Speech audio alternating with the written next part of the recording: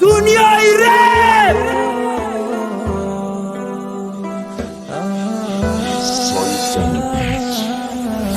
زر دیلی خون شورم مو احوالی پیشینه یگان چی دا یادم نیسته بیام بدم ایدینه خیلی احوالم بدای به ناموز روز من سیاه کرد زنه چی دروغ بدای او قبرام گریه ها کرد شیشه ایشا نرم خالی چی دارم نشیدم نفس کشی تنگی میکرد کم ترک نلرزیدم پیشی چشمام خیره میشید گپ زدنم کینی میکرد دوای تازه نمیرسید دست پام وز بینی میکرد دیدنی کسی نخواستم آمدن نظرم شوم شید یک سلفای چی قر زدم کی دستم پری خون شید که توی برم بیام بدن میخندیدم به حالم هیچ که باور نمیکرد کی نتوری بد بودک حالم یکم بار بود باور نمیکردن دیده ای احوال ده ایجام خستم کی نشیدک تکیه کردم دیوار ده خستم غلطیدم خمگون کم رفتک روشم دیلش ای کارغان میگفتن آواز میرسیدک روشم استحصالاتی جدیدون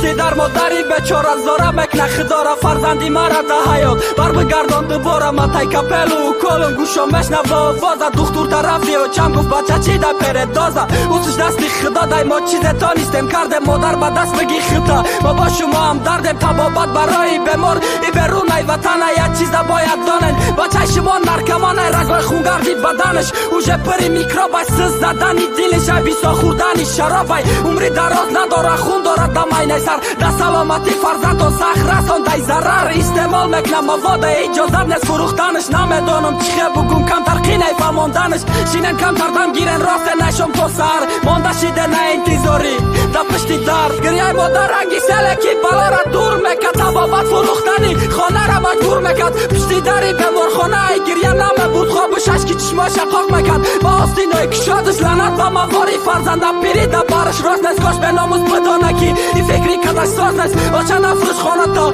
باده کوچه میمانی بچه ایت نرکمان ایالیت نمیدانی شب زنگا به جواب بود ما کرخ بدم که جای رسیدم با همی روز بر وقت مموردم میله من خطا کردم آچه بخشتره را دوست داشت مرا با همی روز رسان به او زندگی نخواستم دخش رو گشخ ما گم کم خیال کم که زندگی ای دوهای بعدش کچه دل مکنده بردگی ای عمری مکشال درخت در رنگی برگی زرده برای همی الفیدا مرا نصیب مرگای